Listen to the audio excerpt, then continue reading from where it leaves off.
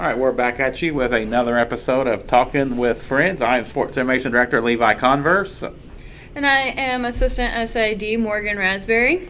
Morgan, how you doing today? Pretty well, How's your actually. week? Yeah, I mean, it was a great first week of school, not going to lie. I mean, it was a little boring at times just because, always first week school, not a whole lot going on, right? But, I'm glad that we're finally getting to start back up with sports and volleyball all over again. We haven't been able to touch a ball yet, but we will this Monday, so whoop whoop, excited for that. Because I get to finally actually ball out with my teammates-ish. Ball out-ish with limits. Yay. But doing a lot of strengthening, a lot of conditioning, and it's nice to see all the athletes back here on campus and just everybody back here on campus in general, because it's been kind of dead these past couple of weeks, or it's felt dead, but it's great to see everybody back. And let's just see how this rest of the semester is going to go. Yeah, you'll miss the boring days of class, I think. Oh, I know. Because the first week's always the funnest week, and you'll miss it. That was always the funnest week for me, as soon as I get stressed, so probably next week. You're gonna miss it. Yeah, I'm gonna miss this those week days. already. Yeah. You don't ever want to take the first week for granted. So, yeah. All right, we got a busy week. We had a busy week on campus, and we're gonna even get busier next weekend. But right now we are. Yeah, we'll get to that. We'll get to that here pretty soon. If you looked at our schedule, you know exactly what we're talking about. But we got plenty of time to get to that. Right now we got a special guest. Tiffany Hurd is joining us today, our women's basketball and volleyball senior student athlete. She's been here 4 years. Her first year is actually my first year, and Morgan, your first year too. So we've all three been here 4 years. So it's pretty cool. Right now she's playing basketball. She's in the middle of basketball season. So Tiffany, thanks for stopping by. And how's your semester going so far? Is it off to a pretty good start? No. As of now, I only have two in class on Tuesdays and Thursdays, so this week has been pretty simple for me. It's kind of nice, and then I have 2 online classes, so everything's going pretty chill. It's a nice start to my final senior semester. Yeah, can't beat that. And you're back on the court. Had a little bit of a layoff. This just kind of goes with 2020, 21. We're just kind of going as we go, and it's been a different year, but it's a year that we've kind of gotten through. You've stepped up your game, though, since the return to action, especially on the boards in the interior. The last 4 games, you've averaged 8.5 rebounds a game. You had a career-high 13 rebounds just last week. So is there anything that's kind of clicked differently for you to allow you to get in position to dominate so much on the glass, or just something that's kind of coming to you? It's not – the thing is, I'm a pretty tall person, if you haven't noticed. Anybody who knows me, I'm 6'2" with basketball shoes on. So, I have some good height on the team with, I think the other tallest person is Satori Robinson, and she's 6'3". So, but being able to use my height to advantage and be a head taller than a couple of the opponents that we have played really helped me. I think with my career high at 13, we played against McPherson, and their tallest girl was maybe 5'9", 5'10", so that gave me an edge on a lot of things, but yeah. Yeah, as I mentioned, you play basketball and volleyball. You've been here 4 years. You played volleyball all 4 years. You played here, so I'm not gonna. I told you I'm not gonna ask you which one's your favorite. So we're not gonna do that. But what I will ask though is, what's some good things you can kind of take from competing in both sports? Because you've been here long enough now and competing in both sports enough to where you've kind of got a good feel for it. So what's some good things you can kind of take from your experience in both sports? Definitely just learning how to be adaptable and work with different type of people. I've had a different coach for basketball 3 of my 4 years since I've been here. Coach Jay is actually, this is my 2nd year with him, so I'm a lot more familiar coming back. But I've had to be very adaptable coming and going from volleyball season to basketball season, and I appreciate every coach that I've had who's been able to work with me with that, because I know it's not easy having somebody who's a dual sport who's not there for the preseason and the postseason, but thankfully I've had teammates who are always supportive of me, my coaches who know that as soon as one of the seasons is over, as soon as I go to basketball season, I'm giving it 100% there. As soon as I go to volleyball season, I'm 100% there. It's just nice to have a family away from home who's always supportive of me. So kind of piggybacking on that, with your both sports experience and being a dual sport athlete, what's some of the challenges? I think some people can assume a couple, but what are some of the biggest obstacles and challenges you face of being a dual sport athlete? Definitely my time orientation. I can say I sleep a lot during the day, I go to classes, and I have sports, and I'm very one-dimensional where, like, that's what I do. Whenever I can get a nap in, I have to take a nap to get through a day, or else I feel drained by 8 o'clock, 9 o'clock, you know. Not only that, but I don't really have a lot of difficulties. Like, I've always been a student who's, even in high school, playing basketball and volleyball all 4 years in high school, I was able to make it through with academics because my parents always told me I'm a student before I'm an athlete, so I always focused on that. And then just giving my all to both the sports that I've been playing for so long, so. Yeah, it'd be pretty easy, you know, you're being a senior now to kind of ask your future plans and kind of what you plan on doing, and we know that can change. It's changed for me, it changes for everybody. So I want to ask exactly that, but do you have any short-term goals as you kind of finish up here and some things that you want to do next? I'm a zoo science major, so that's kind of a unique thing about me. I'm actually looking forward to doing a practicum here with the Sedgwick County Zoo starting up next month. Just getting that squared away and everything. But for now, I'm planning what any other senior can plan, you know, making it through this semester with all the weirdness that's been going on and just graduating by May and getting my Bachelor of Science in Zoo Science and then my Bachelor of Arts in Spanish. So, okay, so I asked this question for, like, everybody because it's one of my all-time favorite questions. And I may or may not know the answer to this because, I spent a lot of time with you, so I probably do know the answer to this. But what exactly would probably be your favorite memory from here at Friends? Ooh. It can be anything. Like, I don't care. Like, literally anything. Honestly, there's so many memories that I've made over these past 4 years, but I definitely have to say just coming in freshman year, first of all, I'm from Gilbert, Arizona, so I'm not from Kansas, and just experience living on my own and meeting all the new people who have molded me to the person that I am today, like Morgan Raspberry, obviously. She's my best friend, and I met her freshman year. We bonded over sharing the same injury and surgery process, basically. Yeah. And I've just been able to, like, experience so many different memories. I can't say I have a favorite one, but, like, just everything that's gone down since I've been here has been beyond crazy, so. That is very true. I will say that much. Yeah. And being with you on this journey has been such a blessing for me, not gonna lie. So I'm glad and grateful that we did get to meet and become really good friends and everything. But also, I do know that, like, your family is a huge part of your life. I do 100% know that. And what was kind of, like, your drive to be, like, not necessarily, like, with both sports, but, like, what was always, like, your drive, like, was it, like, to do with your family, like, to be kind of where you're at kind of today? So, growing up, I've always loved both sports equally. If you ask me, like Mr. Levi said, if you ask me what my favorite sport is, I couldn't give you a definite answer because they've both impacted me so much in my life. I guess my drive to want to continue both sports into college, ever since I was a little kid, I always wanted to grow up and be like, I want to play both sports in college, like, do something not a lot of people have done. And thankfully, Friends University had that offer and gave it to me.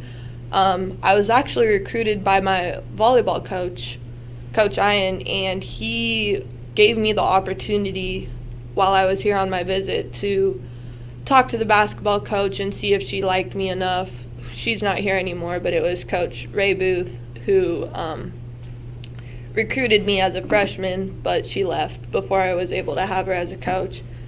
But, like, just the opportunity to come in and have a volleyball coach who's flexible, who knows that me as a person, that I am talented in both ways, and same with the basketball coach who brought me in. She was willing to give me an opportunity, even though she met me for one day.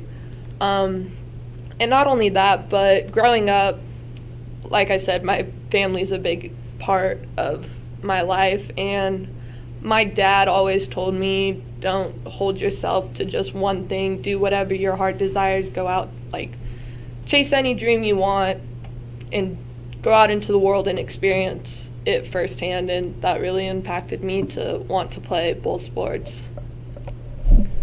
There you go. Also, so I know that your mom is a coach, and I've been actually wanting to ask you this question for a while, but just never have. Why, I don't know. And I actually wanted to ask your mom this question too. Have you ever been, like, actually, like, coached by your mom? Like, or no, it's just kind of, like, on the side, like, hey, you know, because, I mean, I know your mom's kind of like that, but that's why I absolutely love your mom so much. Like, I love your mom so much. So I've always wondered, like, were you ever, like, actually, like, a player for her or no? I actually was, but it's a little complicated. So, growing up when I was younger, my mom was my coach a lot. Same with my dad, but that was more so with playing baseball and softball as I was a little kid. But my mom was actually the assistant coach for the high school that I played at for my freshman and sophomore year.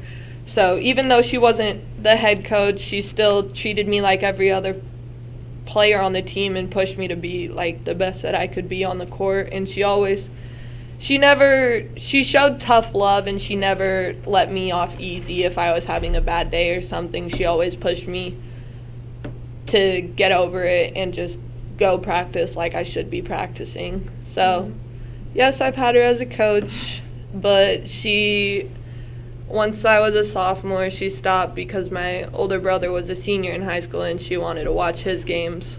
And for us, I don't know if it's different in Kansas area, but in Arizona, when the girls played home, the guys would play away. So, yeah. Nice. Okay, my last question is, okay, so I do know that you have an older sister, but I wanted to kind of ask you about, like, with your brothers too. I know a lot about your brothers, but were they, like, because I know that your oldest brother, he played basketball. I know it wasn't at the collegiate level, but definitely in high school. And then your second oldest brother, he played volleyball, and I know that he did go to the collegiate level. But were they ever kind of like an inspiration for you to play kind of both, or were you just kind of on your own? Yeah, I kind of grew up watching it, and I just wanted to do it on my own anyways. They definitely inspired me to be the best that I could be in either sport. Like you said, my oldest brother played basketball at the collegiate level. He played at junior college in Arizona. And then my older brother played volleyball in West Virginia, so he spanned out too.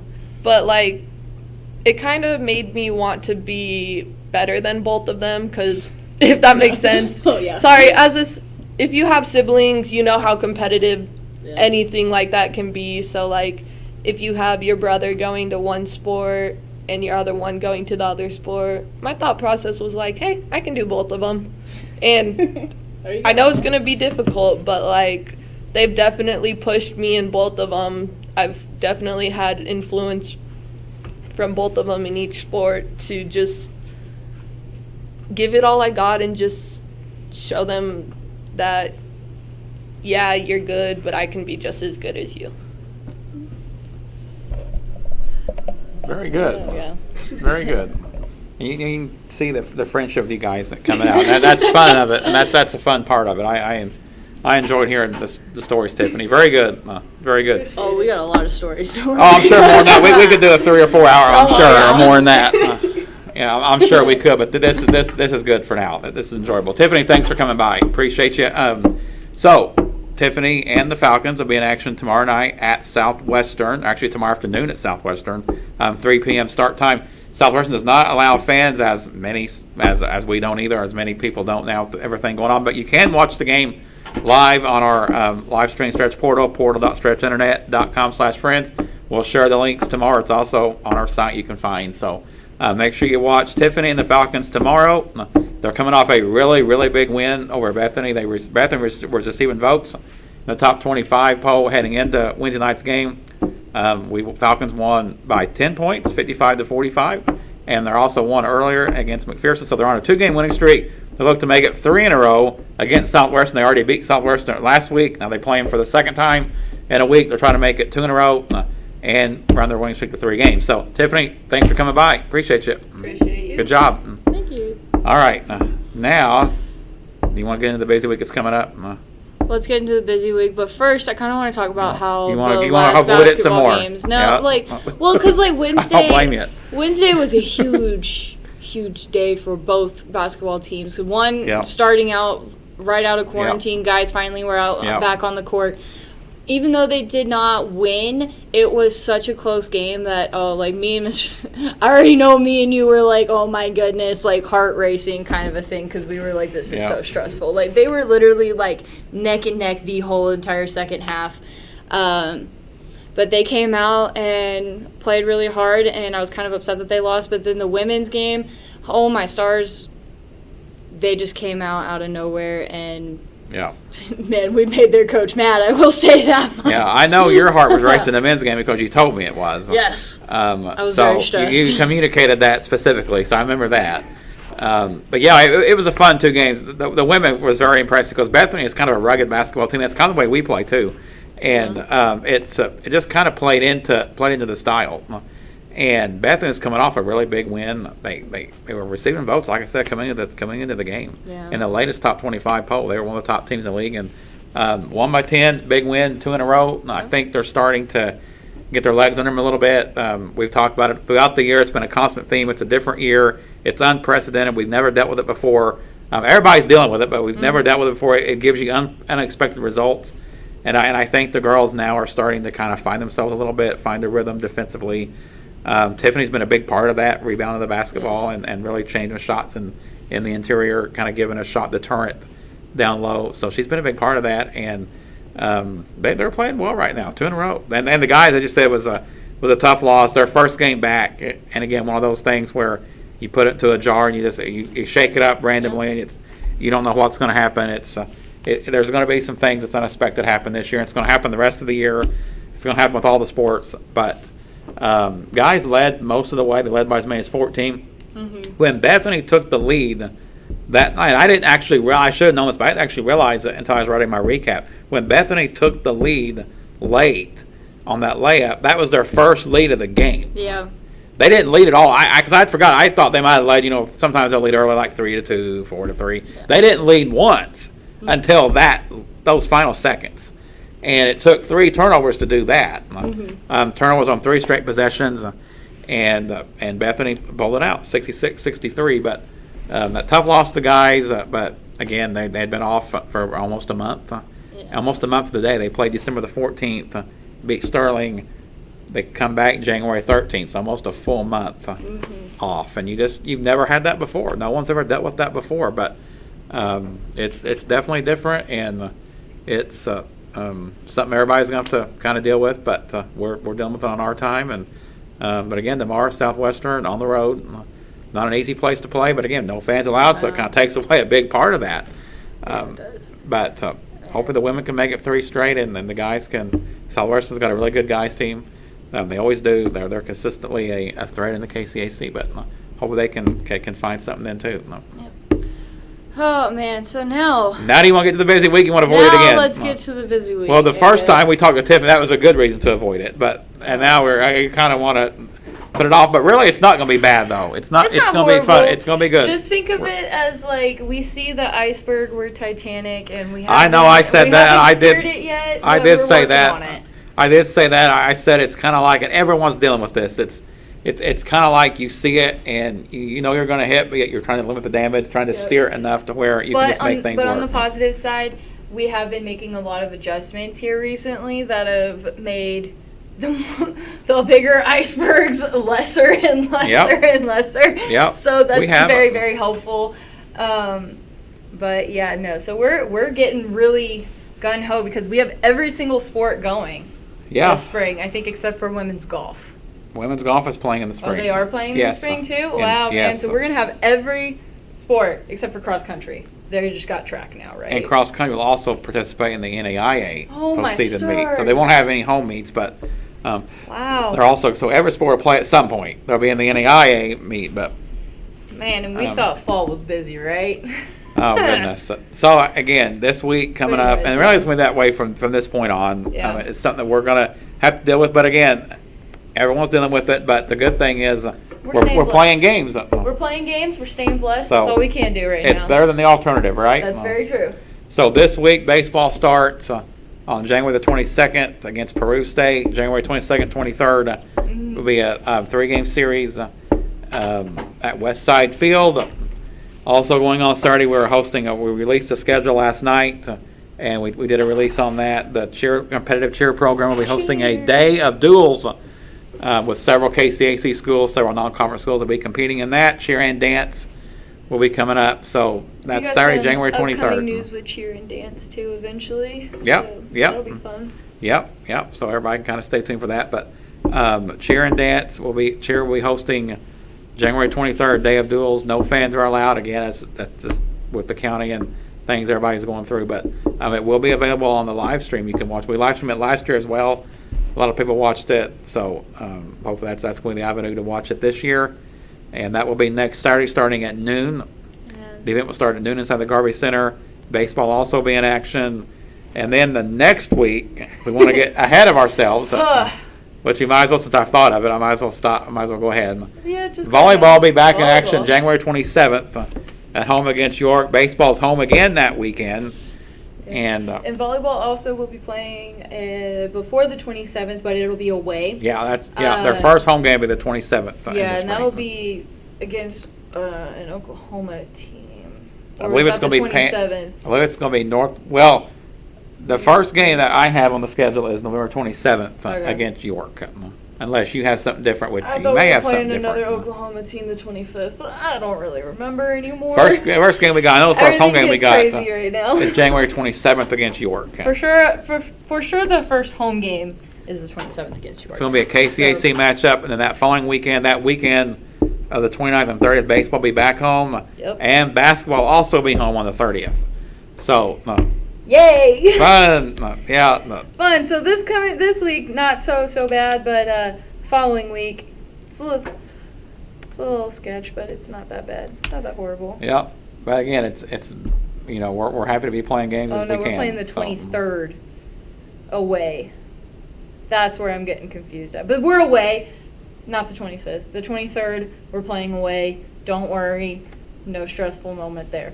But we're gonna get that all situated, and it's gonna be a great spring semester. I'm actually excited for this semester to start, and I'm excited to have baseball and softball back because I know that they didn't get to finish out their seasons last year. So let's just continue to hope and pray that they can this year, especially for those that are seniors and those that seniors who did end up actually coming back to play play their final year officially. I don't remember how many we have doing that.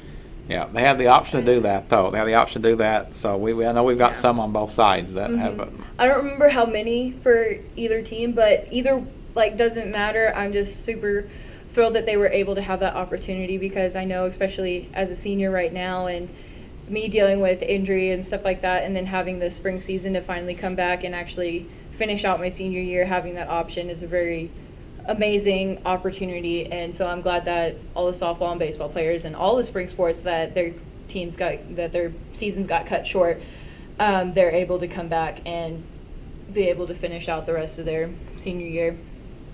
Yeah. And all those games will be available on the live stream. Again, portal.stretchinternet.com/friends. Busy week again coming up. Really, we're gonna say busy week every week though. It's from this point on, it's gonna be that way. As we've never had this before. Nope. Fall sports playing in the spring. It's unprecedented for all of us. So. It's going to be a journey for everybody, but it's okay. It's going to be a great journey. Yay!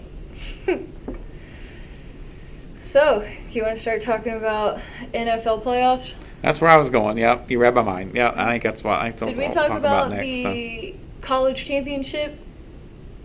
We talked about it last week. We not talk about the final result. Okay. Do you want to talk Alabama about winning that one? I mean, not a big shock, but 52-24. Alabama was in control from the get-go. Their offense is dominant.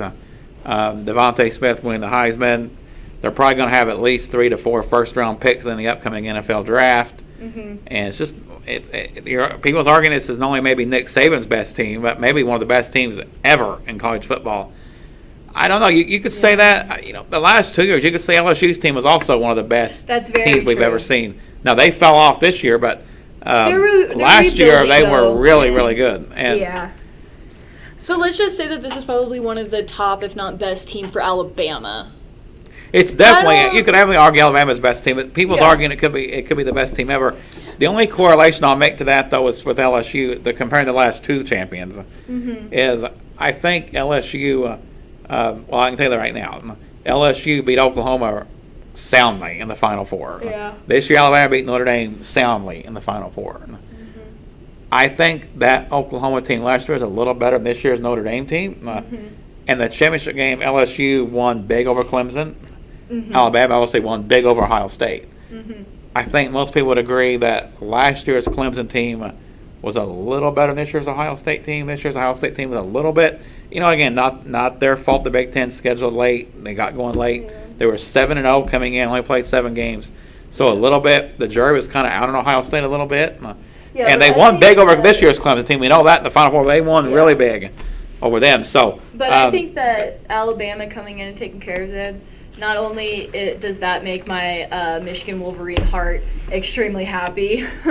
Never in a million years did I ever think I would root for Alabama and say Roll Tide as much as I did this year, just because, or this playoffs, because definitely no Ohio State for me. But anyways, but coming in and thinking about that, because we even talked about the theory on that, because we had a lot of theories going on with that, but the back and forth on if it's an advantage or disadvantage. And I think Alabama coming in and taking care of that right off the bat kind of disproved a little bit of some of the theories, but at the same time didn't in a way. It's kind of okay, this is kind of a toss-up on if this was actually really helpful or not. I feel like if Ohio State would have came out and either won or played a lot better, then we could have probably had a little bit more of arguing on that sense, Yeah.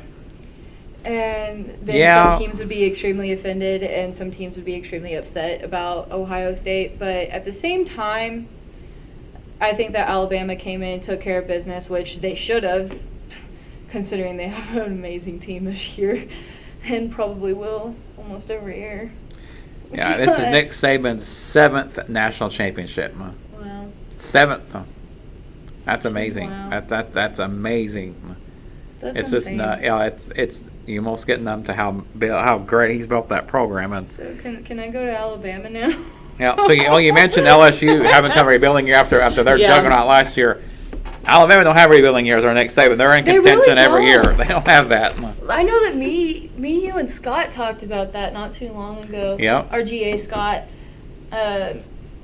about how Alabama, they've just been so consistent every single year.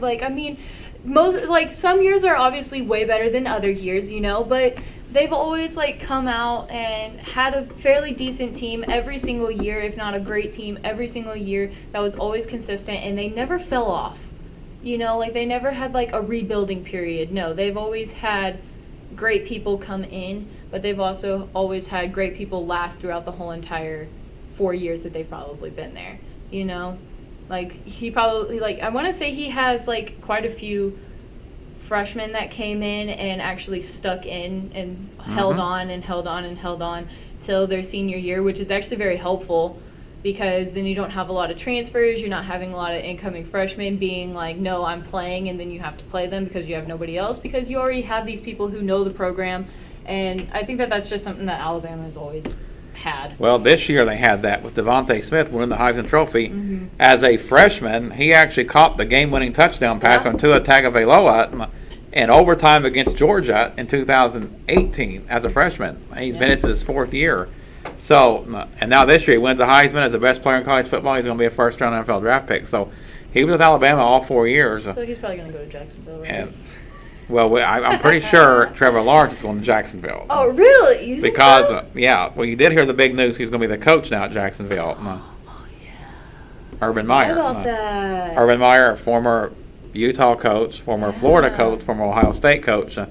He won 3 national titles combined, and with 2 with Florida, 1 with Ohio State. I completely forgot about that. And Urban Meyer this week was actually just yesterday, I believe, was named Jacksonville head coach. They got the number 1 overall pick. Most likely, they're going to take Trevor Lawrence. Some people's wondering if they don't. Now, Urban Meyer, with Urban Meyer being there, if they wouldn't take Justin Fields, Ohio State quarterback. He wasn't actually the coach with Justin Fields, but he does have some ties there with playing Ohio State. He's still kind of a consultant there. So I think he probably takes Trevor Lawrence. I think that's pretty much the consensus number 1 pick. So probably. Okay, that would make sense. I forgot about that. Actually, Devontae Smith in a mock draft I seen the other day, they have Devontae Smith going 3rd overall to Miami to reunite with Tua Tagovailoa. So that's something to watch. Yeah, that'll be interesting to watch. So he catches the game-winning touchdown in overtime of Tua's first ever game action against Georgia in the national title game. Now he could be going back to Miami to reunite with Tua Tagovailoa. And that would be so awesome. That would be so good. Something to keep an eye on. Speaking of NFL, let's make some playoff picks. Yep. Woo, woo. Can we do my favorite game first, please?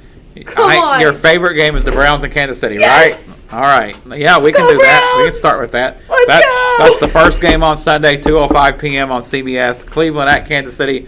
Kansas City's not played for 2 weeks. They've not played a meaningful game in 3 weeks because they set a lot of their stars at their last regular season game. And that may or may not be an advantage for Cleveland, but at the same time, we never know because Kansas City, they always come and show out. Okay, so I know statistics-wise, Kansas City is definitely a favorite, and I understand that, and I know that. But at the same time, I still got my heart for my Browns. I've never been a huge Browns fan until just now because I think that this is awesome.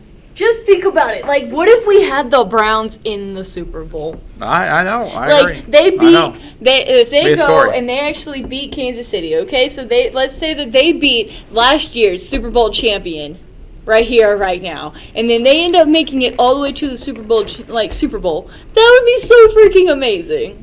Whether they win it or not, I don't really know. But, I mean, that would be really kind of cool, right? So I'm picking the Browns just because I think that it would be awesome. Now you're getting your pick. We've not even analyzed it yet. You're going to the Browns. All right. I'm a Baker Mayfield fan playing in Oklahoma. He was really good at Oklahoma. He's good with the Browns. What you talking about? Very good with the Browns. So he's So you don't have to you don't have to twist my arm to root for the Browns. You don't have to do that. I'll be rooting for the Browns. Kansas City being a 10-point favorite.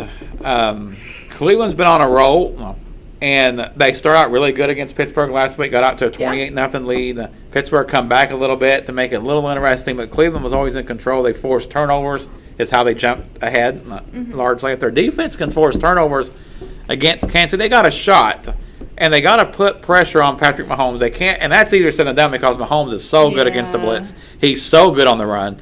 In fact, some people believe Mahomes is even better on the, when he gets out of the pocket and creates than what he is even inside the pocket. Yeah, because he's a runner and a thrower, so he is very mobile. He's it's a tall task for Cleveland. What Cleveland has to do, and this is a formula we talked about last week, and for the Indianapolis Colts, it's actually worked to pulling off a near upset. You got to control the ball. You got to control the ball. Remember the first half, they had 35 plays, Buffalo's 19, and was ahead for a lot of the game. Yeah, they were. And Cleveland has to keep the ball away. Yeah, Cleveland has to keep the ball away from Kansas City. They got to run. They have a two-headed monster at running back, Nick Chubb and Kareem Hunt. They got to control the football, control time of possession. Baker Mayfield's got to be efficient. He can't turn the ball over. He's got to get the ball down the field, make plays, and keep the game somewhere in the 20s. I think if it gets in the 30s, I think Kansas City's got a big advantage. But if it's in the 20s, I think it's a sign that Cleveland has dominated possession and kind of played to their tempo, their style.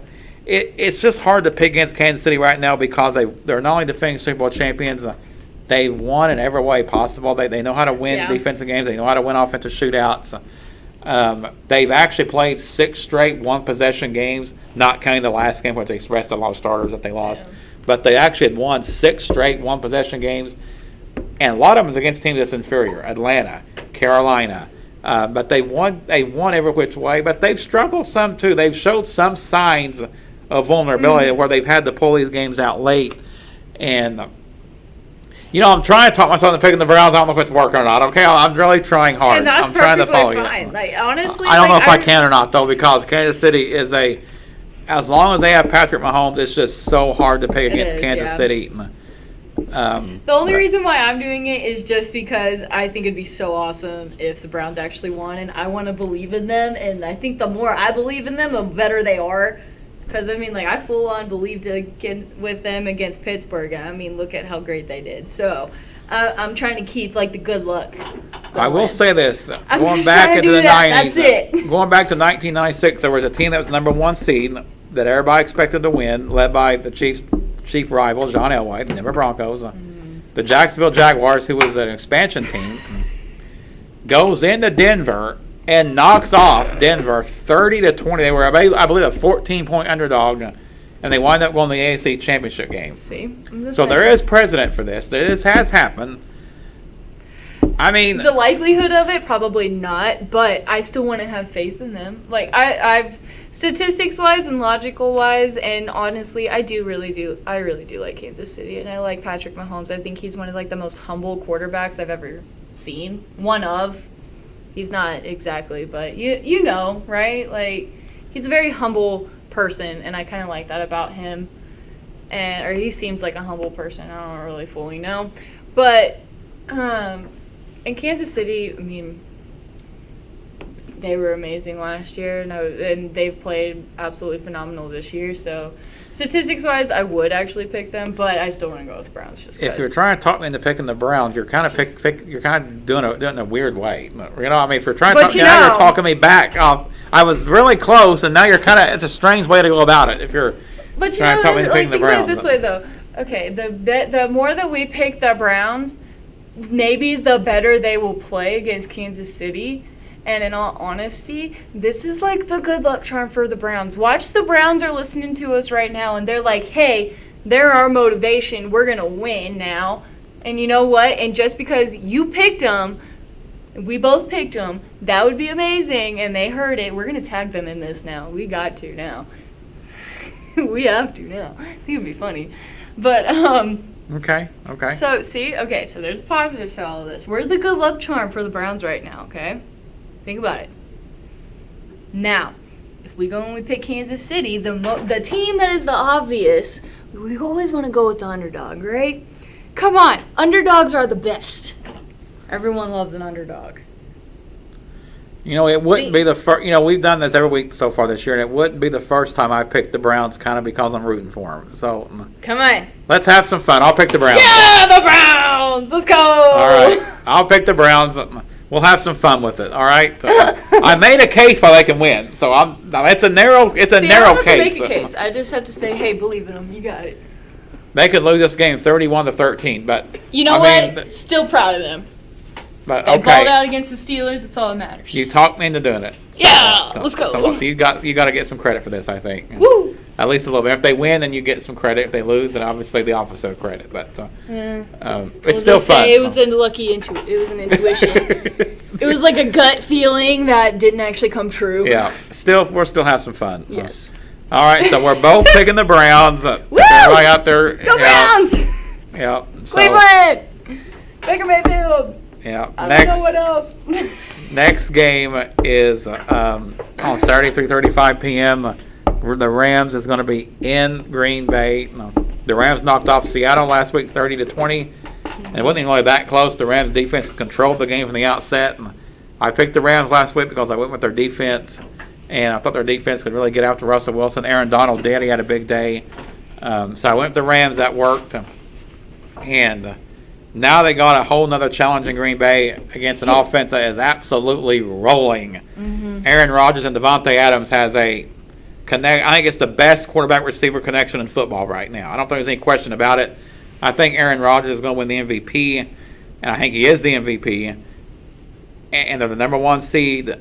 The Rams defense can cause Green Bay some problems, especially if they get to Aaron Rodgers, put some pressure on him, because he can make plays out of the pocket, but he's not quite Patrick Mahomes on that level of improvision. But he can function under pressure, but at the same time not fully, if that makes sense. Yeah, if you get pressure on him, it can get to him a little bit and kind of cause him to go awry. But I think it has to be more like constant pressure. So if they just kept constant pressure, if the Rams were, because the Rams have a really good defense. Yeah, best in the league. They have a great defense. So I feel like if they can, I would agree with you on that sense. I personally still want Green Bay to win, but because I think that Aaron Rodgers will get it done. But at the same time, I can see where you're saying that as long as their defense, if their defense can help them in controlling. Yeah. If they can help control that by putting pressure, I think that this will be a whole different ballgame. I think the Rams defense keeps this game close for a lot of the way. I think they keep it close. I'm going Green Bay at home at Lambeau. I think Aaron Rodgers makes 1 or 2 plays in the fourth quarter to kind of put it away. Probably a 31-24 type game, but I think the Rams defense keeps this close. Oh yeah. Throughout, I don't think it's going to be a blowout. I think the Rams offense plays well enough. If the Rams had a better offense, I would pick the Rams. I'll be completely honest. I'd pick the Rams in this game.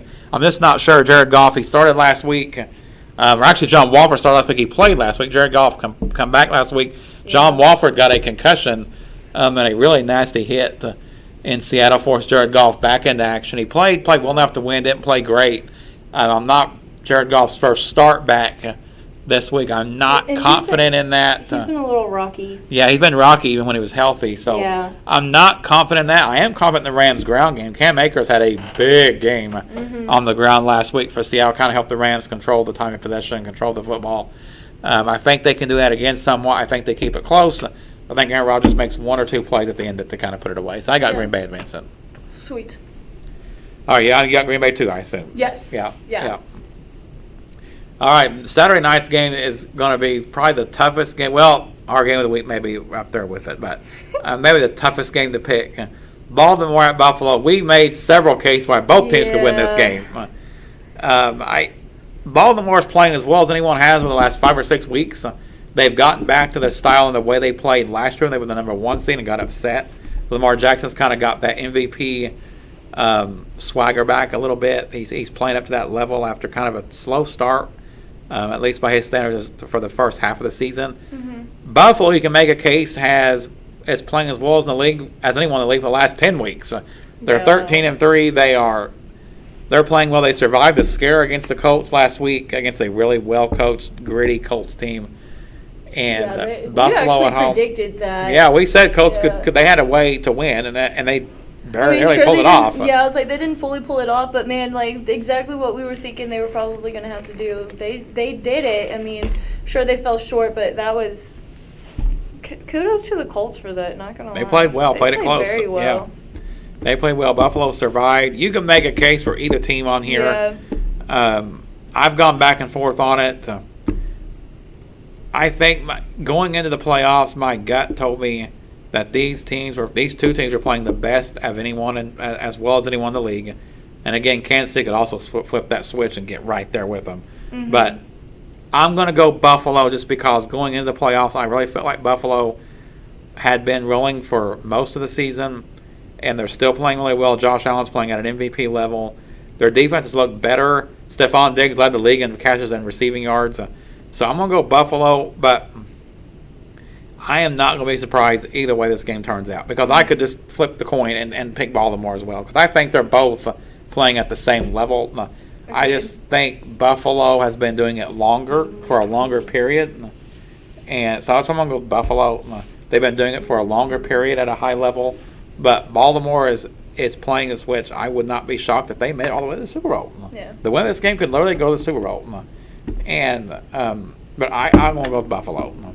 I think, especially since this is going to be super close of a game anyways, or this is such a toss-up anyways, I am going to go with Baltimore. Mainly because, either way, we can't always pick the same people, right? I'm just kidding. Right. But You're either right. way, this is going to be this is just going to be a great game in general because this one and then our game of the week, both games to definitely watch for sure. Yeah. But I don't know, like I get your point with like Buffalo doing longer or being able to do this longer, but considering how they played against the Colts, I don't know. I just think that it might be a little bit of a rocky, and who knows? Like it could just be like a rocky start that they might have, and then they could come back out and pull it out again, or they can just come straight off the bat with Baltimore and completely blow them away. But you never know what's going to happen. It's just I think that Baltimore will definitely hold on in there, and I feel like I don't have to really explain this very much because either way it.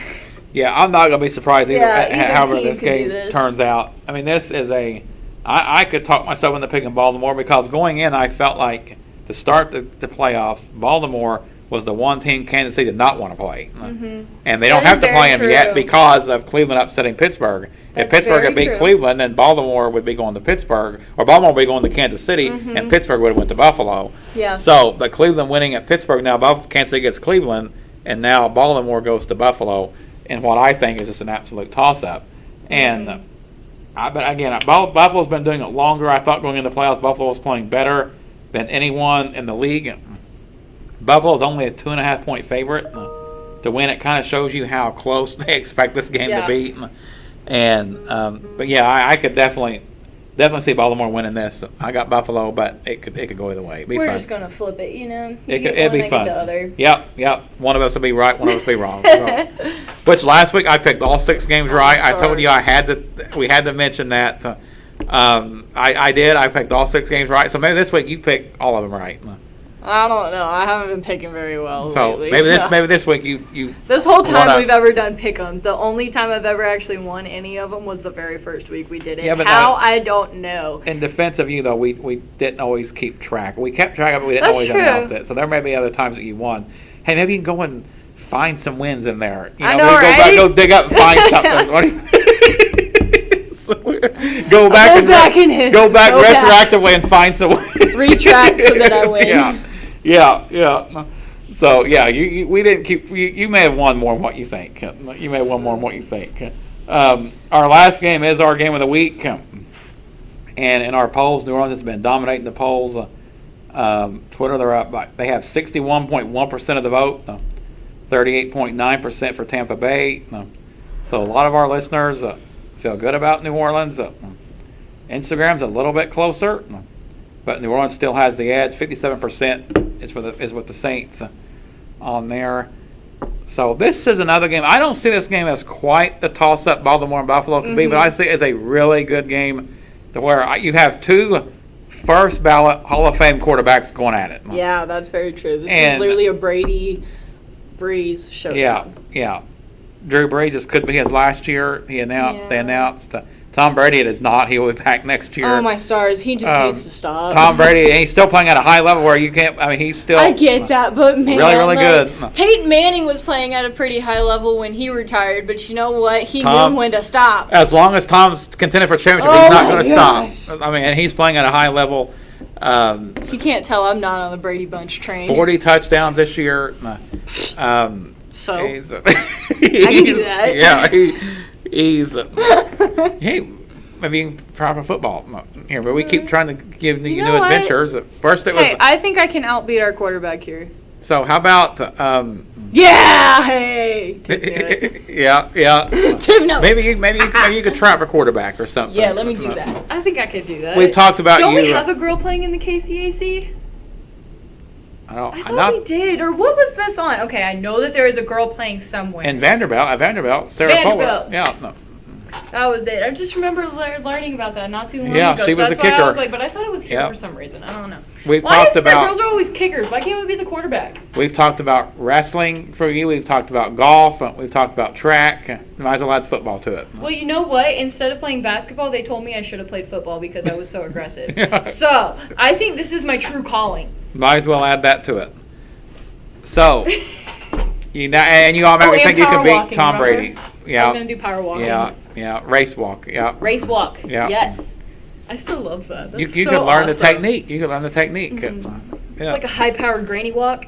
Yep. Get the hips into it. So just kidding. You think you can beat out? You think you can emulate Tom Brady? I'll be better than Tom Brady. So 40 touchdowns this year. Tampa Bay, New Orleans. Joe Burrow. I could make a case for either team winning this game as well. Tampa Bay this year has been a little Jekyll and Hyde-ish. They have a 38-10 win over Green Bay. They've also had games they lost at home to the Rams. Not a bad loss, but they've had games they barely stuck by the Giants. They've had games they don't look real good, and there's other games where they get off to a bad start, like against Atlanta, but they have to come back in the second half to win. So you don't always know what Tampa Bay you're going to be getting. New Orleans is kind of the same way, though.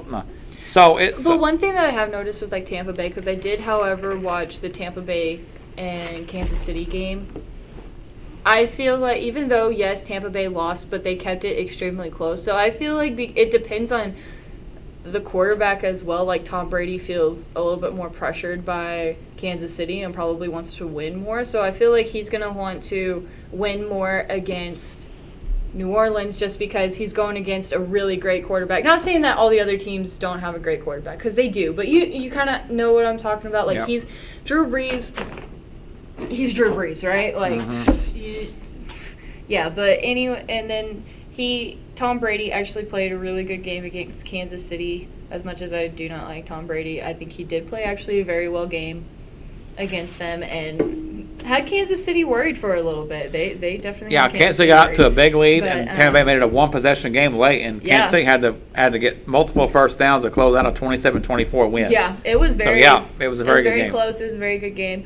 So I feel like we might see that Tampa Bay team against New Orleans just because of who exactly they're playing against.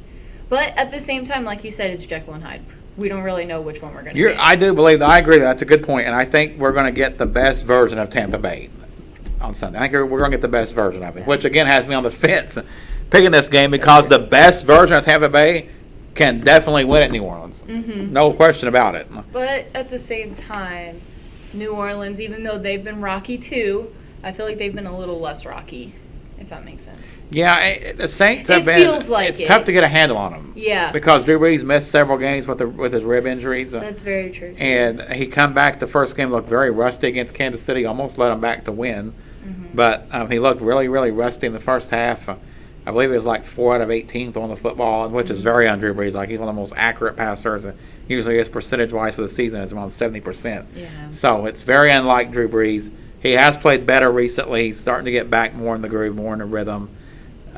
So New Orleans at home, and you also have the threat of Alvin Kamara. Michael Thomas is back. The Saints' offense is loaded. I'll tell you what, I'm going to go with New Orleans based on this. I'm going with New Orleans. Their defense is legitimately really, really good. And I don't think they don't really get enough credit because for so long with the Saints, we've associated them with Drew Brees, the offense, Sean Payton, offensive head coach. That's true. And we've always looked at the Saints' offense. The Saints' defense, I think, wins this game on Sunday. I think they win this game. I think the Saints' defense, Drew Brees will make plays with Alvin Kamara and Michael Thomas, but I think the Saints' defense pulls this thing out. I would actually agree with you on that because, I know that Brady definitely does not work very well under pressure. So I feel like if New Orleans uses that to their advantage, then their defense will definitely hold this game for them. And then on top of that, their offense, they're pretty decent on offense too, obviously. But so this is just going to be an overall interesting game. It doesn't feel like a toss-up, but it definitely will be interesting. It'll be a game to watch for sure. Two amazing quarterbacks going at it, and then two great defenses going at it. Let's see how this works out. It's the second toughest game, at least for me, to pick this week. What do you think? It's the second toughest. Yeah. I think it's tougher than Baltimore and Buffalo for me. Yeah. No, it's not as tough. Baltimore and Buffalo are the toughest, but this is next to that. Yeah. Personally, I'm going to go with New Orleans. Yep, I got the Saints too. Yeah, I was like definitely going with the Saints. It's the second toughest game for me to pick. No. Yeah, but I could see why it's super tough to pick too, even without like my opinion of Tom Brady.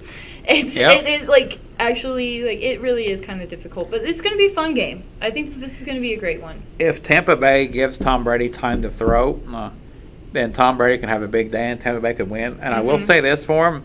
if Tom Brady and Tampa Bay makes it through this round and gets the NFC Championship game next week, I don't know if you want to see. I don't know if you want to see Tom in the NFC Championship game. They may very well be on the way to the Super Bowl. If Tom finds a way to win this, they might. We know how good Tom Brady is in the playoffs. If he finds a way to win this, he could be back in the Super Bowl for sure. Let's not. I'm just throwing that out there. If they get past this, they're going to be a tough out going forward. We've kept him out of the Super Bowl for a couple years. Think about this though, Tom Brady. You've done everything. You've already won 6 Super Bowls. You're already recognized as the greatest of all time by majority of people, winning 6 Super Bowls. Think of this gauntlet though. Isn't that like the most Yes. Super Bowl win? So just quit, man. So think about this. Freaking retire. At age 43, well, look at what he could be doing on the playoffs. Think about what he could be doing right now. He could go through. Look at this gauntlet he could be going through on the way to a championship, his 7th championship. He could go through Drew Brees, Aaron Rodgers, Patrick Mahomes. If he goes to Super Bowl, he could go through all 3 of those quarterbacks on the way to his 7th ring. Think about how that would just put a stamp on his legacy. Look at that who's who of quarterbacks he would go through if he done this. Think about. I've just now thought of that. The road that he would take to get to his 7th Super Bowl. Drew Brees, Aaron Rodgers, and then Patrick Mahomes. And don't forget Baker Mayfield. Come on. I know we both picked the Browns here, but I'm just saying. Don't forget Baker Mayfield. That's the potential he could go through. That's it. I mean, that would just put us. I know you're not a Brady fan. That would put the final clincher. I mean, I think that would be really awesome, but at the same time. And I'm just throwing something out there. Does he come back if he does that? He said he's coming back. Does he? If he actually did that, if you won your 7th ring and knocked off that caliber of teams and quarterbacks on your way to it, well, how could you put a better finishing touch than that? Shoot, I thought I was going to give up this year. I can only imagine what he would be doing. Yeah. Yeah, I don't know. I just wish he would stop. Yep. I don't look like he's going to, though. I mean, and if our picks are right, then he will definitely come back. But, man, if he pulled this off, wow, be quite a. I mean, his legacy is secure, but. That'd be an interesting turn of events. To go through the who's who of quarterbacks like that on your way to, man, you really can't top that, no. You just hope it don't happen, don't you? I can just tell your Tom face. Brady. I can just tell your face you hope it doesn't happen. Ugh. All right. Anyways. So those are your picks. Let us know yours. # talking with friends. We'll be back next week to kind of recap it and talk, see who was right, who was wrong. But for now, see how the games played out. Next week we'll have the conference championships to look forward to. Yes. And then we'll find out who's in the Super Bowl. Yeah. So. And then also now that's underway, we finally got NBA underway. Yep. And we're finally getting college basketball underway as well. I did get to see Michigan State win. Michigan win over. Who were they playing? I think Oklahoma State. No, it wasn't Oklahoma State. Maybe it was Alabama, and I'm just losing it. Michigan. I'll tell you what game you might be thinking of. Michigan had a historically large margin of victory over Wisconsin. That was it. Because I watched actually some of that game. I thought it was a maroon team. Michigan in the second half, Michigan was up by, I believe it was 73 to 41. Yeah, it was, it was a huge. It was lead. a third. The margin was over 30 points, and they were already looking to see Michigan's largest Big Ten margin of victory. Mm-hmm. So that was super awesome to see, and especially with the coach. Like, you can tell that he's officially comfortable with his players now. Yep. But I actually called that, like, going into last year. I was like, okay, they were rough last year, but this year I feel like they were going to be absolutely phenomenal because now that their coach is comfortable, he's new, but he understands the program, he understands his players. And I'm not just harping on Michigan because I'm a Michigan fan, no, but it is true. Like, I want to say, like, this will be, like, the most interesting transition, I feel like, from last year to this year. No, I think it's a really good hire. Michigan made a solid hire with Juwan Howard. Yeah. Former Fab Five member. He's got legendary status with the program. He's not going to have a hard time getting kids to come play for him, recruiting-wise. And he was a solid hire for the program. And we got some huge news in the NBA as well from the Rockets. Mm-hmm. James Harden is no longer a member of the Rockets. No, he is not. He is now a member of the Brooklyn Nets, where he will team up with his former teammate, Kevin Durant. And I know I had to say it. Kevin Durant, Kyrie Irving, who knows where Kyrie Irving is right now. Yeah. But he is also on the Nets. He's a member of the Brooklyn Nets. He's not playing right now. No one knows where he's at. He's out personal reasons. No one knows when he's coming back, but he's a member of the Nets as of right now. So the Nets, if it comes together, this could either be really good for the Nets or really bad. I mean, honestly, I don't know what Houston's deal is. Like, first with the Texans, we trade DeAndre Hopkins, right? Already with Houston Texans. So the football team, we already got that negative, right? Now the Rockets. Really? Like, now we're trading. I mean, I'm not a huge James Harden fan. Like, don't get me wrong. Like, I personally am not a huge fan of him. But he was a key player for the Houston Rockets, not going to lie. And then now the Astros might be losing George Springer. We're just, like, not having a great start to this 2021 The Astros are going to lose George Springer to free agency. Yes. I can tell you why, though, the James Harden trade was totally different than the DeAndre Hopkins trade. Oh, yeah, no, I know. I get why the Rockets did what they did. James Harden had kind of wore out his welcome. He wanted to be traded. It was time to be traded. I know you don't like – in the NBA, whether you like it or not, and I'm a fan of the NBA, but whether you like it or not, there's no league that has more player empowerment than the NBA. When the NBA wants to trade – you're going to have to trade them. It's just the way it is. Yeah. It kind of started with LeBron James when he formed the super team in Miami where, okay, we have the power. We're going to form a team that we want to play with. And there's not a lot the owners and GMs can do about it. Mm-hmm. And you may like that. That's fine. I think sometimes it's good and sometimes it has its negatives to it. But the NBA is a player empowerment league, for better or worse. Yeah. And James Harden, he exercised that. He showed that. He exhibited that. I 100% get. It's just, man, Houston's not having $2,000 of luck right now.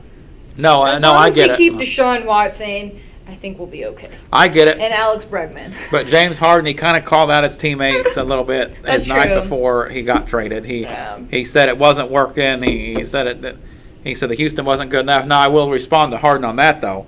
The organization did everything they could to surround Harden with great teammates. I mean, he had Dwight Howard to start with.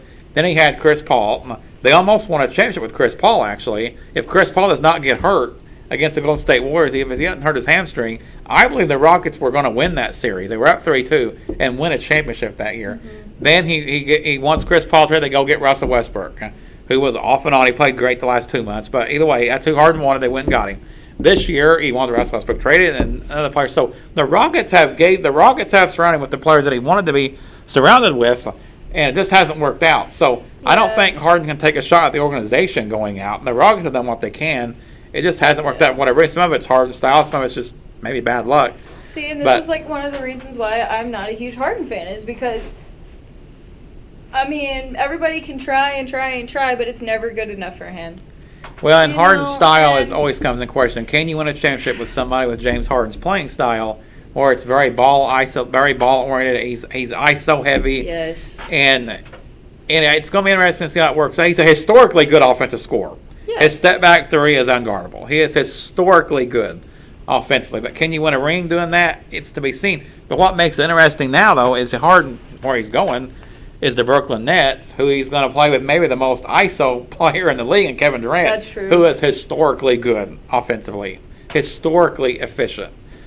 Being a Thunder fan, I'm not the biggest Kevin Durant fan, obviously, and Thunder fans know what I'm talking about. But no questioning his talent on the court. There is no questioning that. But he has to have the ball. It's hero ball. He's ISO ball. Now here comes James Harden. You might have two of the most ISO players in the league together now, along with Kyrie Irving, who also dribbles. He also has to have the ball. So I don't think it's a great formula to win with, but it'll be interesting to see how it shakes out. This will be very interesting. I will say that. I think. But I don't know. I don't know how this fit works out basketball wise. Because Durant is a historically efficient player. Harden is a historically offensively good player. But they're both ISO players. They have to have the ball in their hands. And it's just Harden's not played well with guys like that. The reason it worked so well with Chris Paul was because Chris Paul was a pass-first point guard. He ran the offense. He kind of got everybody good looks. He didn't have to have the ball. He could find other ways to win, to help your team win. Mm-hmm. Russell Westbrook is very similar to James Harden in the fact that they both need the ball. and they're both great players, but the fit doesn't really work out. So we'll see if the fit's better with Durant, but I'm not sure that it is. Especially when you add Kyrie Irving to the mix eventually. Yeah. They're going to have 3 of them. I think it'll be good theater. If nothing else, it'll be good theater. I'm just not sure how good it works. This is just going to be extremely interesting. That's about all I can say about it. But it'll be fun to watch. It'll be entertaining. Yeah. We'll see how it goes. Houston, get your crap together, though. Come on. But again, Houston made out very well in that trade. That's true. They got Victor Oladipo, who's a very good player. Yeah. They got 4 first-round picks. They got almost as good of a deal for Harden as the Thunder got when they traded Paul George 2 years ago. Mm-hmm. The Thunder got Shai Gilgeous-Alexander, which is turning out to be a franchise-type player. Mm-hmm. They got 1 year of Danilo Gallinari, a very good shooter, and they got 5 first-round picks. That's a record haul in a trade. The Rockets got 4 of them. So I think they made out very well in the trade with Brooklyn. I think they're in a better position now. Maybe not now to win, but they weren't going to win this year with Harden anyway. Yeah. So I think they're in a better position going forward. I think that's all you can ask. That's all you can ask for. Are they better right now? No. You don't lose a player like Harden and get better right now. Whether you're a fan of his style or not, you're not better now than he was before he traded. But I think they're on a track to be better now. I don't think they were able to. The ship had sailed with Harden in Houston. I think it was time to move on. Whether you agree or not with Harden, whether you agree or not with the way the NBA is, that's just the way it is. Yeah. When a star player once traded, you're better off doing it and setting yourself up for the future. Yeah. And Houston did that. So I think that's all you can ask for. They made out with a good deal. So that's tough as a Houston fan, I know. Kind of end of an era. That's like a toss-up for me, honestly. Yeah, if you're a Houston fan, it's tough, though. At the same time, I'm happy about it because I don't like Harden, so it's like a catch-22. Well, it's kind of like I was when the Thunder traded Paul George. I mentioned that. Well, when it happened, they had Westbrook and George and Adrian Wojnarowski, which NBA fans know as Woj. We got a Woj bomb at midnight on July the 5th. And I thought it was a hack account. I thought he got hacked because I thought there's no way Thunder's trading Paul George. Because at the time I'd got notification whenever he tweeted because it was the trade, kind of trading for agency season. So I wanted to see what was going on and kind of follow it. Well, at midnight he breaks the news that Paul George had been traded, and we thought, oh gosh, Thunder's done, it's over. Matthew was the only one up that night. Me and Matthew both was up at midnight, and we thought, oh, the Thunder's done. We could not believe. Then we saw what they got. Okay, well, this could work out. Then we thought, okay, Westbrook's going to get traded next, and we got upset again, got mad again, which did happen about a week later. And he got traded for Chris Paul, which actually worked out good for the Thunder last year. But it's tough to lose your star. It's tough to transition, but it's just the cost of doing business. That's the way it is. Thunder's better off now than they was before for the future, and the Rockets will be too. Yeah, it's hard to accept in the moment, but they're better off now than they was in the future. They got a really, really strong future. Yeah. So it'll all be okay. Yep. You got any randomness for us? I actually do. I figured you did. So, I heard this on the radio as I was coming to school on Monday. This literally, floored me for a sec until it was explained. Guess what the second most consumed natural resource is? Take a wild guess. Consumed natural resource. What do you think it is? Natural resource? Or just consumed resource, yeah. When you think of natural resource, to me you're thinking like gas and stuff like that, right? What's something just something that people consume a lot? Food. No. But what? You have to tell me. I don't know. Sand. See, I never guessed that. See, I'm thinking of everyday things that you have to consume. You have to have gas in your car. You have to have food. Obviously, some people could get kind of snarky and say oxygen. We have to consume oxygen. But oxygen. I know, but you're still. I know, but you have to have it though. So some people you get snarky. I would never. You have to. I know exactly. That's what I'm saying. Exactly. And technically, the reason why that's actually not one of the most consumed is because it's not used for other things. Think about it. But think about that. We'd have never guessed sand, though. No. Oh, no. You would have never guessed I would have never guessed that. No, so this is why it floored me, because I was like, what?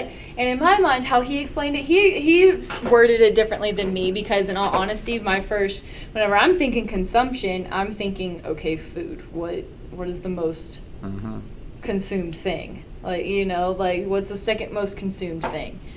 And to me, I was thinking, okay, what food? Like, like what? And then they said sand. I was like, you don't eat sand. Like, I'd have never guessed sand. I'd have never guessed that. I'm just gonna have a big old bowl of sand today. So what are they consuming with sand? Then? Is it like just on the beaches and just?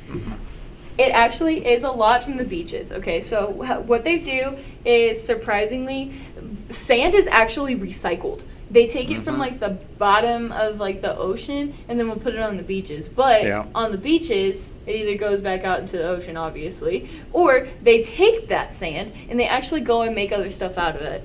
Did you know that hard drives and like chips and stuff like that and computers, that's made from sand? Wow. Like what? Well, I mean, if you think about it, glass is sand. You know? I never really thought about that. Yeah. I like, guess you're right. There's so many different things that we use sand for. Like, obviously, construction zones, they have to have sand. Yeah. You know? And like, where do they get this sand from? Well, they get it from places where there's sand, I guess. I don't know. But it's, like, surprisingly, it's actually, like, recycled, too. Like, we're still running low on sand, obviously. Yeah. Like, we do, not a sand shortage, obviously, but I mean, just like, add it to the list of things that we're worried about now. Sand, we got a sand shortage. We're losing sand. Like, number one thing on our list, man. Who cares about COVID? Who cares about, like, eating locusts? Like, who cares about all that stuff? You know, killer hornets. No, no one cares about that stuff. We care about sand shortage. Release the murder hornets. Release the murder hornets because we care about sand more. Yeah. I'm just kidding. Please, God, don't release murder hornets anymore. We don't want those anymore. Please stop. I beg of you, please stop. But anyways, yeah, no, like, I would have never thought of that. Like, sand. I don't get it. Like, but I mean, like, whenever they were, like, saying, okay, I gotta look up the statistics again, because I actually looked this up for myself, too, because I got super confused. How much sand is used? That is a random topic. You really come through with randomness today. I know, I like right? it. And that's good. That's why people tune in, is to hear stuff that you maybe never would hear anywhere else. We go through 50 billion tons of sand every year. After air and water, sand is the most used natural resource. I guess you can count air. They didn't count air, they just used water. Because, like, we actually do, like, water you can use, like, with other stuff, too. Like, it doesn't have to be, like, because we freeze it. We do, we make food with it, and that goes into the food, like, even though it doesn't look like it. Like pasta, like, the moisture goes into the pasta, right? Yeah. Yeah, so, I mean, like, there's multiple ways in which water is used more than air, because, like, air, obviously, we suck that in. But I guess, like, you use it for a vacuum cleaner. But anyways, that's, like, that's a whole different topic for a whole different day. But, yeah, sand. 50 billion tons. Or 50 billion tons. And how often do we go through it? How often is that? 67% of Southern California beaches gone by 21,000, supposedly. So, we might be having a sand shortage. I'll be dead before then, but we're having a sand shortage. Out of all the things we don't want to live for, oh God, don't let me live through a sand shortage. Don't let me live through that there sand shortage. Take me home before we have a sand shortage. Well, I mean, think about it this way, too. Well, then, how was the Dust Bowl created? You know, like, think about this, okay? Because, like, the Dust Bowl, like, that's basically, like, a bunch of sand. It's not exactly sand, but, I mean, it's just it's loose soil. I get that. But it's loose, dried-up soil, and I understand that. But I'm like, could we technically use that as sand? Like, should we just create another Dust Bowl, get it over with, and there's your sand? You know, so I'm not recommending that. Are you on record? Are you on record today on air of advocating for another Dust Bowl? No, let's not. You're not going to do that? Not while I'm alive, no. But I'm just saying, like, think about this, okay? Like, how on earth are we going to do that? Or are we going to, like, break up the hard drives or break up the chips so much that they become sand again? What are we going to do? You know? It's good food for thought. Like, man. Or should we just use less sand? So how often do we go through 50 billion tons of sand, you said? Twice a year. Twice a year, 50 billion tons. I think it said twice, yeah. No, just once. So 50 billion tons per year. Yeah, it's just 50 billion tons per year. It is twice the amount produced by every river in the world. Doesn't say ocean, but river, yeah. Wow. That is good random topic, but that's good information. We never would have known that before. I didn't know that. Right? So See, that's the second most most consumed natural resource. Yep. What's the first? Water. Okay, I would say I would have. See, I would agree with water. Like, I said food, but I was thinking about everything like that. Yeah. Well, because then I should have been thinking about the second most. I should have. Yeah. But I would never guess sand. Yeah. Ever. We could have been here all night. I'd never guessed sand. No one would have. And then I'm like, well, aren't technically like seashells sand? So should we just crush up all the seashells? But at the same time, seashells are so pretty that you don't want to do that. So I'm confused as to what the heck we do. What do we do in this time of sand shortage? I think we're going to almost dedicate a whole podcast special to how do we deal with the possible sand shortage. How do we deal with sand shortage? What would we do with our lives? What would we do? Is it really that important? Well, we need to figure it out. I'm perfectly fine with going back to. The only thing that I do wish that we still had was like indoor plumbing and stuff like that. But I'm perfectly fine with going back to like the pioneer days in life. You know, that's like interesting, though. I'm fine with no technology. I'm fine without all of that stuff. You know, so I'm almost like, man, I kind of want to go back in time. But at the same time, I wish we had medication and stuff because obviously your girl's always injured and always sick, right? So. Nah, not this year. I hope for medication. I want a medication and indoor plumbing. Okay. Where I can use my bathroom perfectly fine, I can use the toilet perfectly fine, and I can take a shower whenever I want.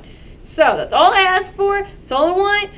And the rest of it can just go away. So then maybe we'll use less sand. You're making your request already.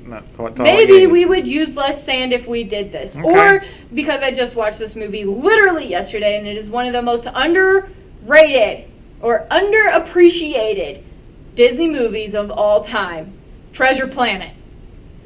Such a phenomenal movie. I really want to actually have like a treasure planet, not gonna lie. Like, they're literally in space in this whole other galaxy, right? Supposedly a whole different galaxy. Like, their clothes and everything is very like old, like pioneer kind of days, you know, or like American Revolution type of days, right? Like colonist kind of dress, you know. But their technology is so advanced, it's insane. It's awesome. And they just live with aliens, and they go and fight a cyborg pirate. It's awesome. I want to do that.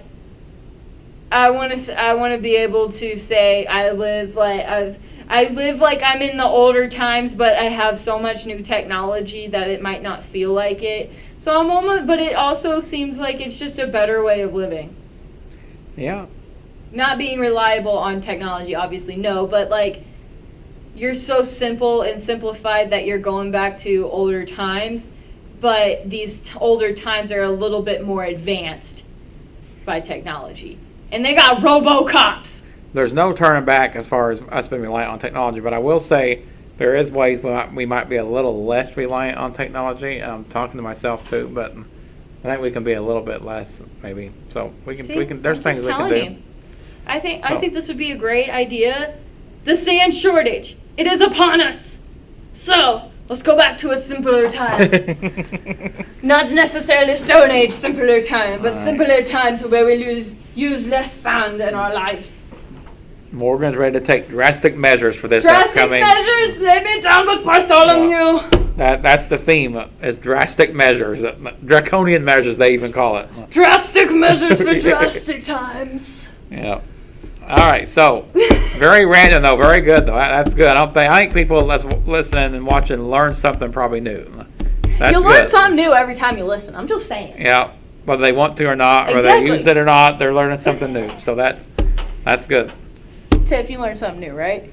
Heck yeah, she nodded her head. Let's go. Yeah. I bet she has had sand on the tip of her tongue, ready to. Probably, but she knew it all along. All right, you got a devotion for us? I actually did, but because of everything that's going on right now, I actually wanted to hear your devotion from the other day that me and you talked about. Okay. I actually did, and I think that that's like something that a lot of people do need to hear right now. Outside of like what obviously like I could have said, but like I feel like this is something that a lot of people are struggling with, because I also saw a video of somebody saying that we turn to God and we come to Him with all of our problems, but we don't come to Him when we don't have any problems. So like whenever we do have the problems, what do we do? Because that's good. It's all these different challenges, and it just reminded me of what you told me. Mm-hmm. And so I feel like this is a very good and strong message, especially going into this new year with new challenges. Especially with the challenges we're going to face. It is. No, I told you the other day, though. I was thinking, I think a lot of us are in the same boat, but I was thinking a lot of things that's going on that's coming down the pike and stuff. It seems like a lot to process, and it can seem kind of daunting at times. And so the devotion I was reading, I was just thinking about this at night, and usually I read my devotions at night. So in the first words was, "Has God ever given you a task that seemed like too much for you?" And that really hit home for me. And the title of the devotion I'm reading is "Discover God's Vision." So a lot of it is, God's vision for us. A lot of times is not going to be easy. It's not going to be simple. It's not going to come without challenges. And I think that's when God builds His best soldiers and His best stewards is through some adversity, through challenges where we rely on Him. If everything went so smooth at times, I think it'd be a little bit easier not to rely on God, where we get so caught up in ourselves and what we're doing, where we don't really seek God out, we don't rely on God. And so I think this really hit home for me, and it's something that we just have to continue to be diligent about and continually focus on. Is God's not going to give us any more than what we can handle. And I think sometimes that seems like a cliche, but it's true, because and it's easy to think, okay, well, I can take everything. God's not going to put anything more than I can handle. He's not going to give us any more than that we can handle with Him. I think that's the key word. I think there's a lot of stuff we can handle that we can't handle without Him. I think the human mind would be overwhelmed with a lot of stuff if we don't have God in our life.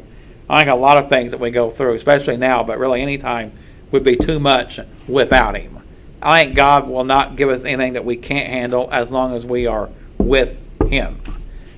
And I think that's the key word here. And if we're going to really seek God's vision and really want God's will, for our life, and to continue to minister and continue to do what He wants to do, we're going to have to go through challenges. We're going to have to go through adversity. And I think some of the challenges that we're facing now has showed a lot of our character and has brought out a lot of our integrity and how we approach things, how we do things, how we rely on God, how we minister, and things such as that. So I think it does seem sometimes like God puts too much on us, but in reality, He's with us, and He's not going to put any more that we can handle as long as we are with Him, as long as we're putting Him first. So I would agree with that 100%, because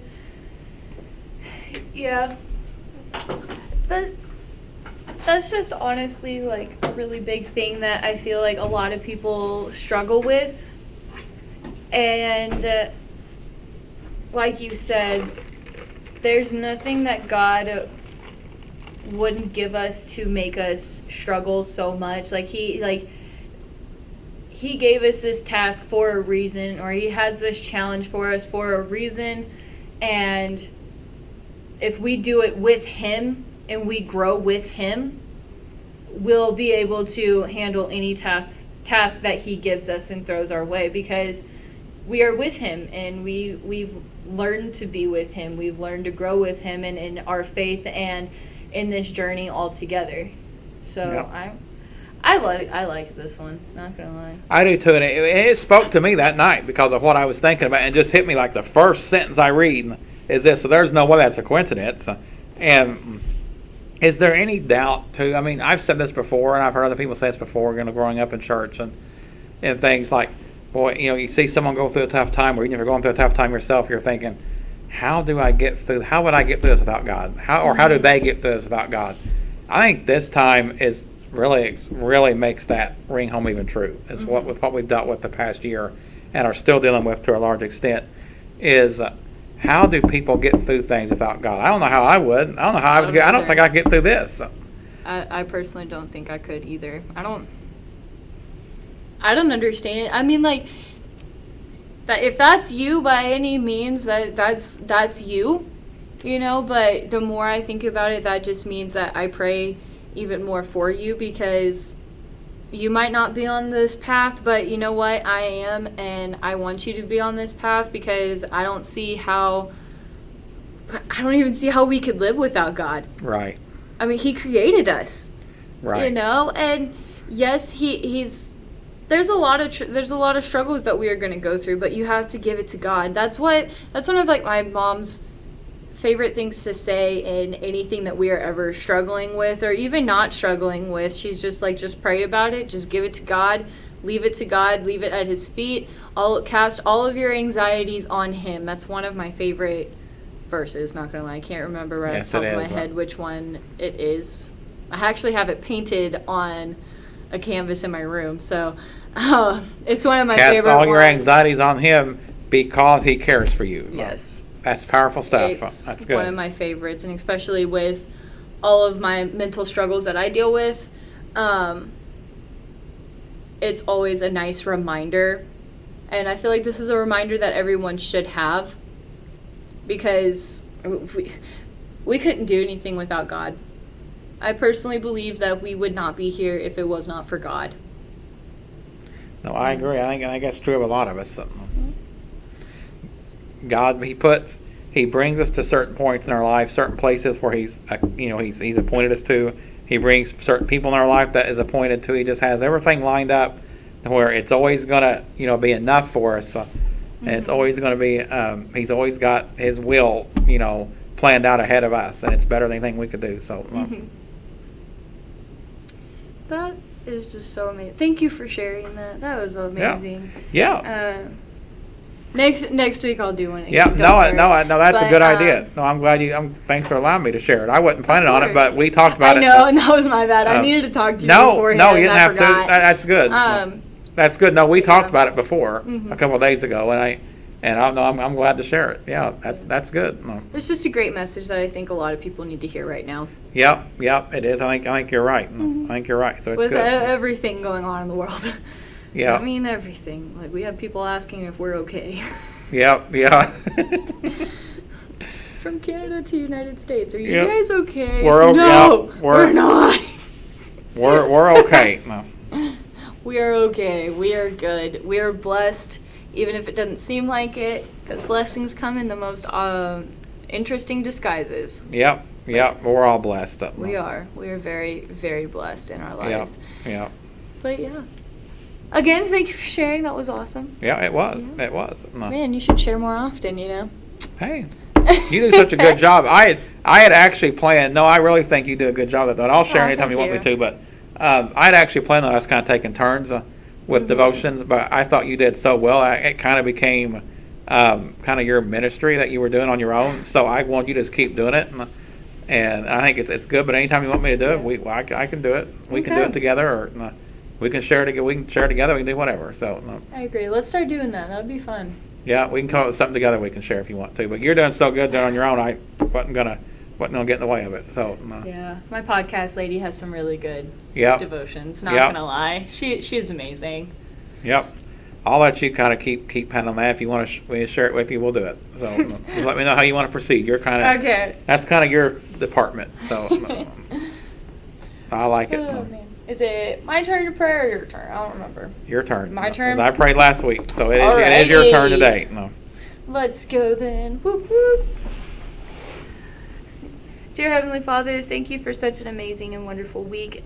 Back to school and then back to sports officially and getting everybody back on track to where we need to be. I ask that you continue to bless each and every single one of us and our day-to-day lives, and also to keep us healthy and keep us safe from everything that's going on in the world right now, and just continue to watch over all the students and faculty here at Friends University and every other university out there as well, considering that everybody's coming back and we don't want to have a lot of closures and just cancellations of a lot of things, because that can cause a lot of problems in the future, which we do not want. But we know you're going to bless us and continue to keep your hands on us and keep watching over us.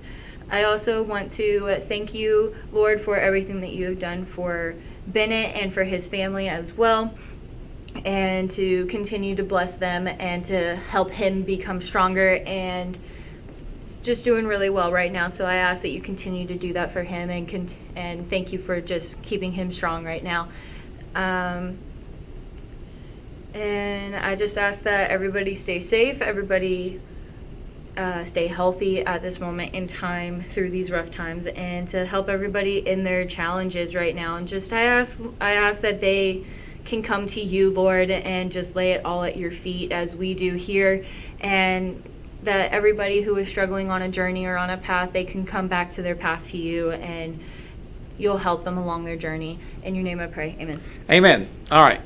Thank you, Morgan. Thanks, everybody, for tuning in today. Another good show. Again, women's basketball tomorrow at Southwestern, 3 p.m. Men go at it at 5 p.m. at Southwestern. No fans allowed, but you can watch it on our Stretch Internet portal.stretchinternet.com/friend. You can also get the link off our website. And we want to thank Tiffany Hurd for joining us today. Good conversation with her. And we will talk to you next week. Have a great weekend.